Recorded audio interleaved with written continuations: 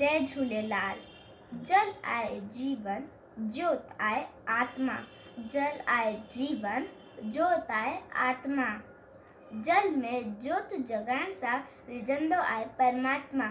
आयो लाल सभई जो झूलेलाल। मां ग्रिथा हेमनानी रतलाम शहर जे दर्जे 5 में पढ़ंदी आहियां ऐं अॼु मां तव्हांखे नंढो सो भाषण ॾींदमि ऐं मुंहिंजो टॉपिक आहे चेटीचंड ऐं सिंधी।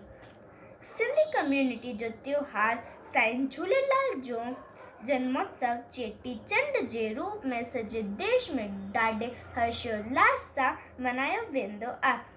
आख़िर संत झूलेलाल केरु आहे तव्हांखे ख़बर आहे? सिंधी कम्यूनिटी जो चेटीचंड विक्रम संवत जो पवित्र शुभारंभ ॾींहुं आहे।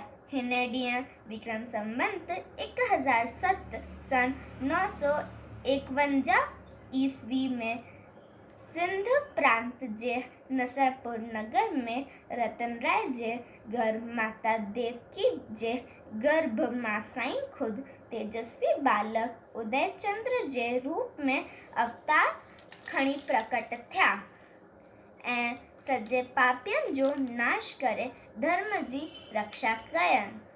तव्हांखे ख़बर आहे सिंध प्रदेश में हिकिड़ो मिरक्षा राजा जो राज्य हो जो सॼे हिंदुअनि ते ॾाढा अत्याचार कंदो हो।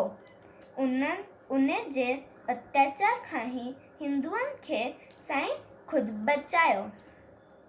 हाणे मां तव्हांखे ॿुधायां थी कि आख़िर चेटीचंड महोत्सव आहे छा। पूरे वर्ल्ड में चेटीचंड चेट माह जे चंड जी तिथि ते मल्हायो वेंदो आहे। हिन ॾींहुं साईं झूलेलाल जी पूजा अर्चना की वेंदी आहे। भव्य मेला लॻंदा आहिनि। साईं झूलेलाल जा पंजड़ा ॻाया वेंदा आहिनि। दरिया ते पलव पाए सुखा की वेंदियूं आहिनि ऐं हिन ॾींहुं केवल पलव ई न पायो वेंदो आहे बल्कि झूलेलाल साईं द्वारा ॿुधायल मार्ग ते हलण जो भी प्रण वठिबो आहे। साईं जे ॿुधायल मार्ग यानी बुराई खां नफ़रत कयो ऐं बुरे माण्हुनि खां न हलण जो प्रण भी वठिणो घुर्जे। झूलेलाल जयंती ॾाढे उत्साह श्रद्धा ऐं उमंग सां गॾु मल्हाई वेंदी आहे। तेरी ऐं कोयर विराईंदा आहिनि। छेज लॻंदा आहिनि। साईं जा भंडारा ऐं जुलूस निकिरंदा आहिनि। चेटीचंड सभिनी सिंधियुनि जो मेन त्योहार आहे। झूलेलाल बेड़ा ही पार यानी असांखे सुरक्षित रखो।